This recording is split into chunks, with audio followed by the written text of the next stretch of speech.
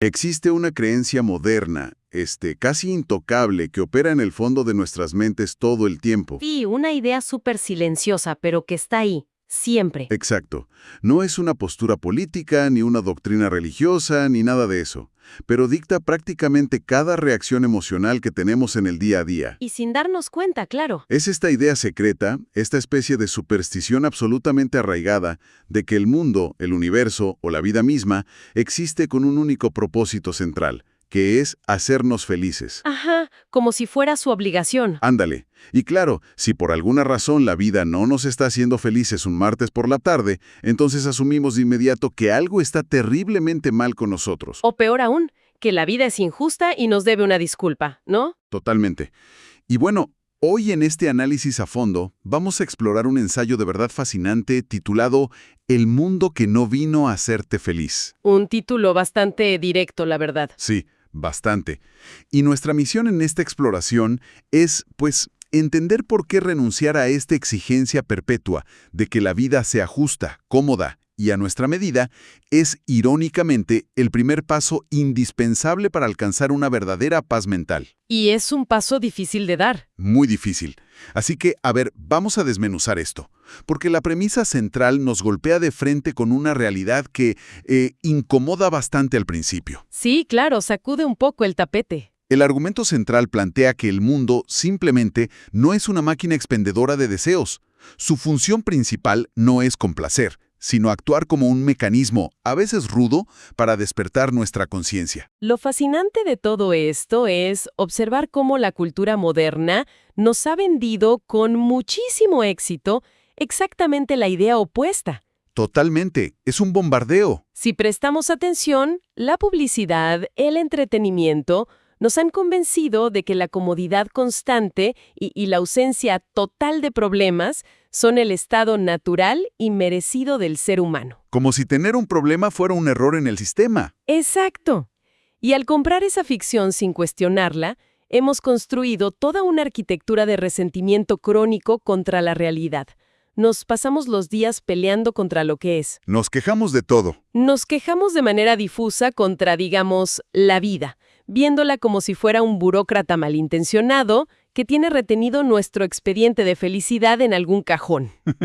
Jaja, me encanta esa imagen del burócrata. Es que así lo sentimos.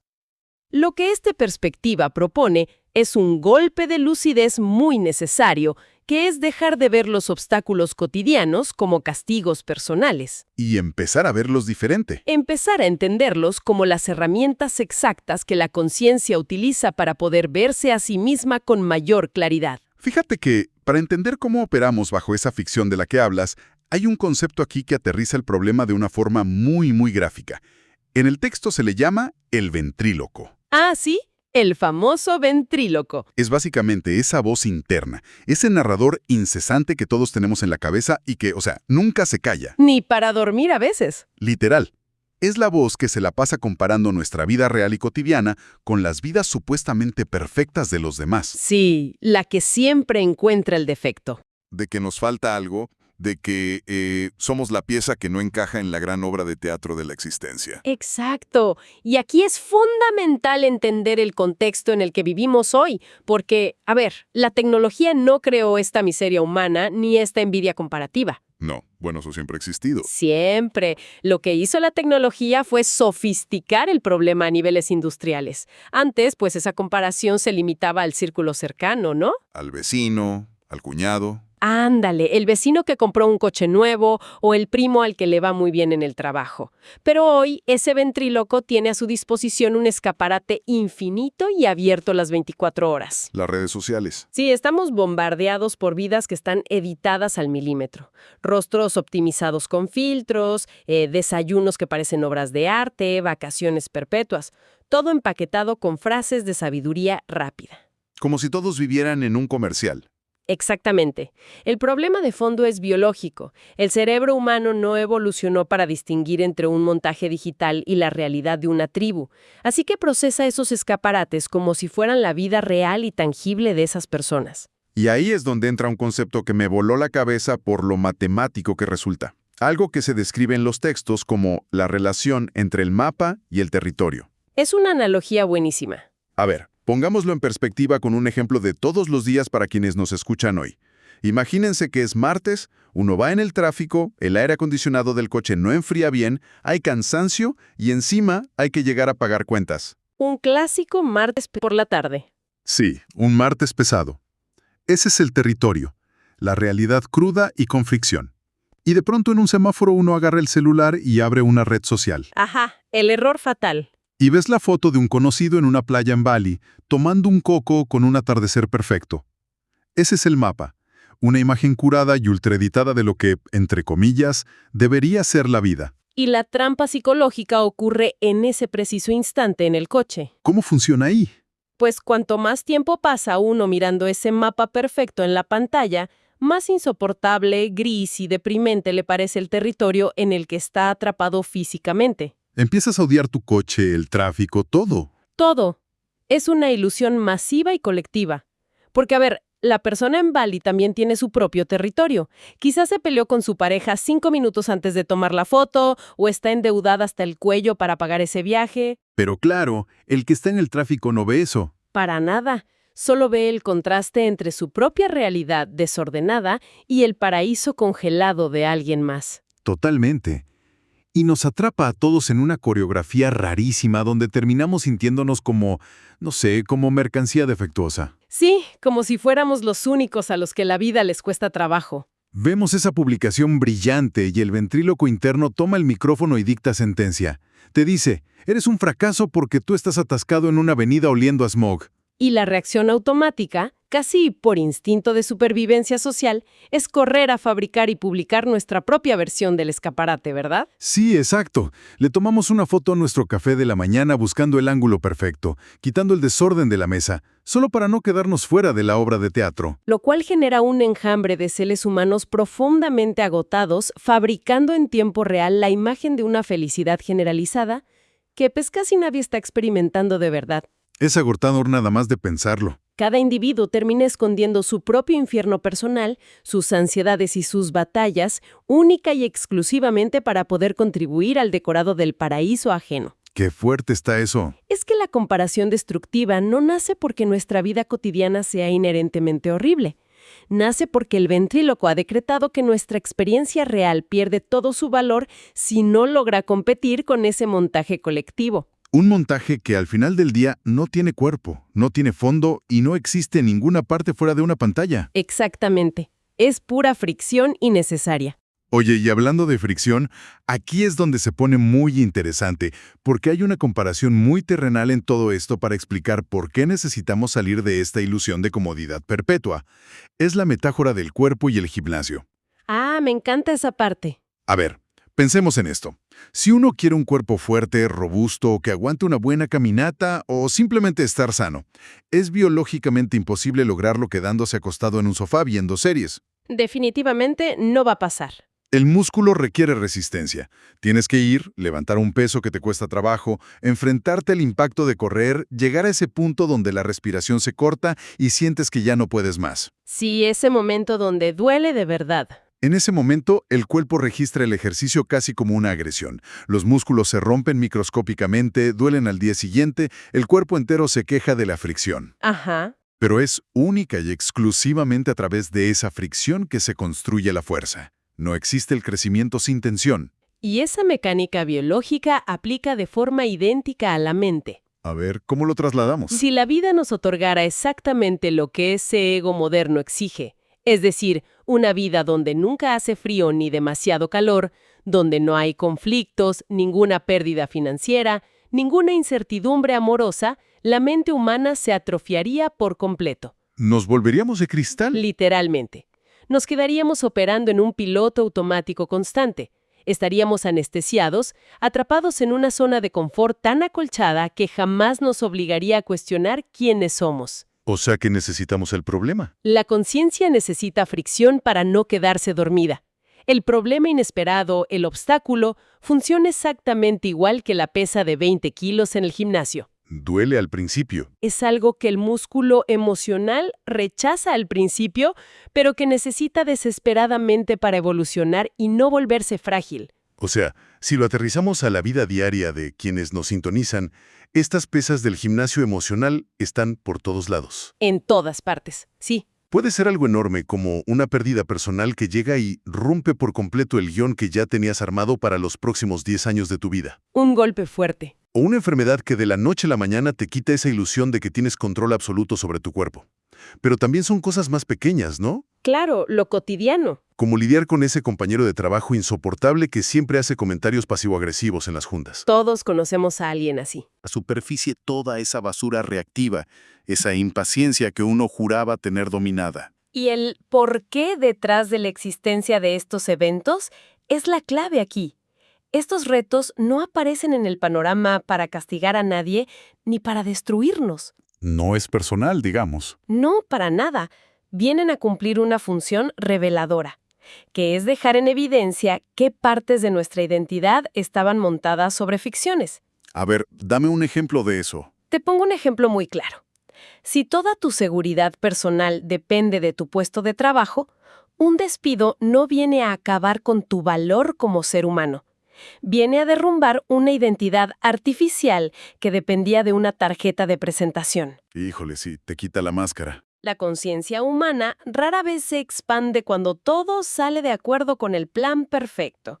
Crece en el momento exacto en que el guión se hace pedazos y uno, en lugar de salir corriendo a distraerse o a quejarse amargamente, se queda ahí, en la incomodidad, y observa lo que queda de pie.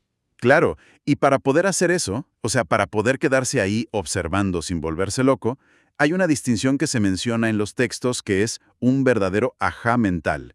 Me refiero a la separación radical que hay que hacer entre la situación y el sufrimiento. Una separación crucial. En papel suena sencillo, separar el hecho objetivo de la historia que nos cuenta el ventríloco sobre ese hecho. Pero en la práctica es un enredo enorme. ¿Cómo funciona realmente esta división? Es una distinción casi clínica. La situación, el hecho crudo y objetivo, vive única y exclusivamente en el momento presente. Ajá. Una situación puede ser un dolor físico agudo por golpearte el pie, una cuenta bancaria que en este segundo marca ceros o un mensaje de texto donde alguien termina una relación contigo. El hecho tal cual, sin adornos. Eso es lo que está ocurriendo empíricamente en la realidad. Por otro lado, el sufrimiento vive en lo que se denomina el tiempo psicológico. ¿Ok? ¿Y eso qué es? Es toda la narrativa mental, todo el drama que envuelve a ese hecho crudo. Es la voz diciendo, esto no debería estar pasando, ¿por qué siempre me toca a mí perder? O esto demuestra que soy un fracaso. O sea, el hecho es que hay ceros en la cuenta, y el sufrimiento es la película mental de que terminarás viviendo debajo de un puente. Exactamente, tú lo has dicho. O sea que literalmente podríamos reducir esto a una ecuación matemática. Lo que se plantea es, dolor más resistencia narrativa es igual a sufrimiento. Así de simple y así de profundo. Repito esto porque de verdad está fuertísimo. El dolor natural de la vida, sumado a la historia dramática que nos contamos para resistir ese dolor, es lo que crea ese sufrimiento interminable. Y hay otra cara de la moneda. Sí, del otro lado tendríamos dolor más presencia desnuda, sin juicios ni historias, es igual a una intensidad sin historia. Duele, claro que duele que te terminen o quedarte sin dinero, pero no arrastras la maleta pesadísima de la tragedia psicológica. Y lo que esta ecuación nos demuestra en el día a día es sumamente revelador. Cuando una persona experimenta lo que llamamos infelicidad crónica, rara vez está sufriendo por la fricción directa y presente de la vida. Entonces, ¿por qué sufre? Está sufriendo por la necedad de su mente de exigir que la vida se adapte a sus expectativas.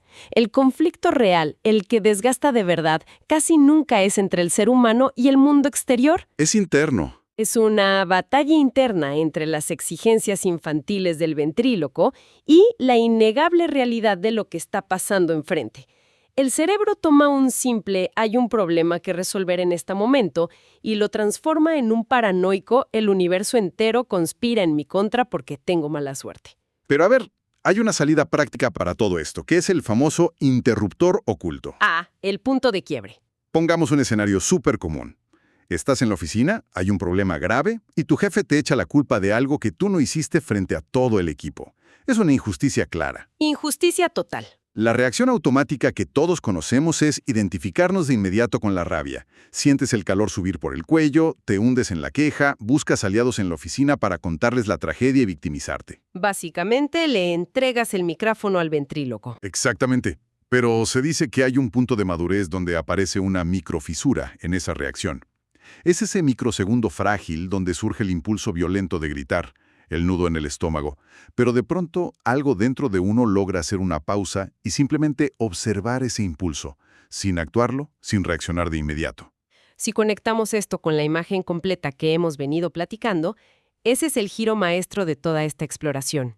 Es el salto evolutivo de ser una víctima reaccionaria a convertirse en un observador consciente. ¿Y qué pasa en esa pausa? Ese algo que nota la microfisura no juzga tu enojo. No intenta reprimirlo diciendo, no debo enojarme, ni empieza a maquinar una venganza contra el jefe. Simplemente lo nota. Ve la labia subir por el pecho. ¿Lo observas como desde afuera? Al lograr mantener esa observación, la dinámica interna da un giro de 180 grados. Pasas del clásico, ¿por qué me tiene que pasar esta injusticia a mí?, al curioso, a ver, veamos qué es exactamente lo que se mueve dentro de mi cuerpo y mi mente cuando me atacan. Cambias la perspectiva por completo. En ese estado de observación, la situación externa deja de sentirse como una agresión personal mortal y se vuelve una radiografía de tu propio ego. La dificultad actúa como un interruptor que, en lugar de apagarte, enciende la luz de la lucidez en la habitación. Aunque claro, para llegar a presionar ese interruptor hay que soltar algo a lo que mucha gente es, de verdad, profundamente adicta. El deporte de la queja. El deporte nacional de la queja. Hay una parte muy espinosa en todo esto que es cuando la miseria se vuelve identidad. Uf, sí, es un tema delicado. Llega un punto donde el sufrimiento deja de ser un evento temporal y se convierte en el alimento principal del ego. La ruptura amorosa ya no es un evento triste que pasó hace 2 años. Se convierte en la novela épica de tu trauma que cuentas en todas las cenas. Porque te da tema de conversación, te da un lugar. Exacto. La enfermedad o el problema financiero se vuelve una cruz que te cuelgas en el pecho para que todos vean lo valiente que eres.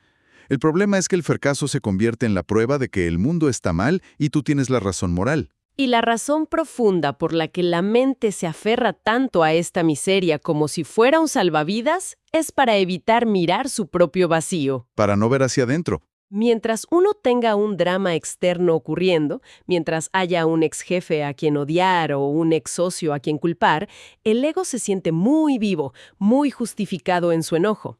Necesita el agravio constante para mantener la adrenalina narrativa. Es como una adicción biológica casi. Lo es. El verdadero punto de quiebre, cuando un ser humano de verdad cambia, paradójicamente suele llegar solo cuando esa miseria psicológica toca fondo y se vuelve absolutamente inhabitable. Cuando ya no lo aguantas ni tú mismo. Llega un día en que repetir la misma historia de victimización por 100ª vez a un amigo ya no genera el alivio barato de la compasión, sino que empieza a dar una especie de náusea interna. Si te hartas de escucharte. Cuando uno mismo se aburre de su propio drama y el mecanismo colapsa por puro agotamiento mental, ahí, en esa grieta de silencio, es donde la conciencia finalmente tiene espacio para respirar. Qué fuerte y qué cierto. Entonces, a ver, ¿qué significa todo esto en la práctica? La conclusión es que ¿nos tenemos que resignar a una vida llena de golpes y hacernos de piedra? Para nada, esa no es la idea. Exacto. Lo que se plantea hacia el final es algo mucho más liberador. Es redefinir por completo la palabra felicidad. Eso es fundamental. Si seguimos entendiendo la felicidad en su versión comercial, como estar siempre sonriendo, con cero estrés y en unas vacaciones perpetuas, el mundo nos va a decepcionar todos los días. Todos y cada uno de los días.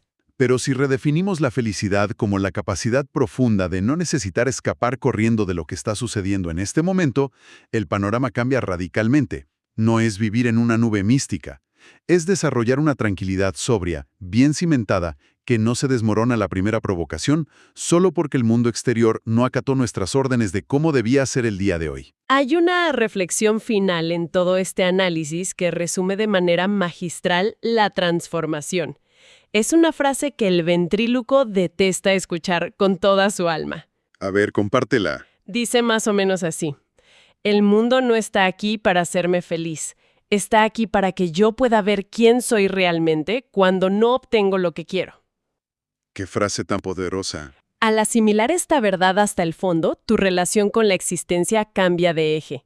Los problemas del martes por la tarde dejan de ser insultos del destino y se vuelven gimnasia para la mente. Las pesas del gimnasio. ¡Exacto!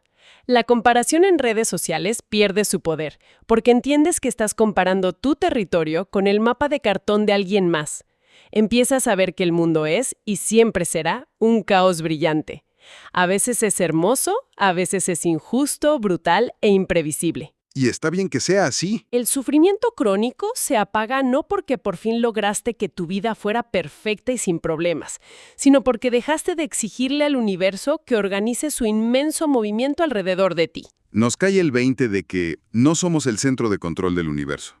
Y bueno, para cerrar esta exploración, quiero dejar sobre la mesa un pensamiento provocativo, algo que construye sobre todo lo que hemos platicado hoy. Adelante, me parece un buen cierre. Imaginen por un solo segundo que, como por arte de magia, el universo decidiera cumplirle ese capricho infantil al ventríloco.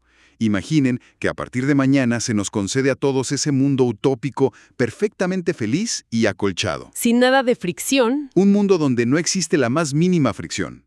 Cero tráfico, cero dolor, cero rechazo, donde siempre tienes la razón y todo sale exactamente como lo planeaste. O sea, el paraíso comercial absoluto. Suena bien los primeros 5 minutos. Exacto. ¿No creen que, después de un par de meses en medio de esa comodidad absoluta y estéril, el aburrimiento y la falta de sentido nos empezarían a aterrar a tal grado que nuestra propia mente comenzaría a inventar problemas de la nada? Muy probablemente. ¿No buscaríamos crear un drama artificial, una pelea absurda, solo para sentir el contraste, la adrenalina y la fricción de estar vivos? Quizás, en el fondo más recóndito de nuestro ser, ¿no anhelamos esa anestesia plana que nos venden como felicidad? Quizás, secretamente, la conciencia humana anhela este caos brillante y complicado simplemente para tener un lugar donde despertar, hacerse robusta y lograr reconocerse a sí misma. Un concepto enorme para llevarse hoy y dejar que resuene.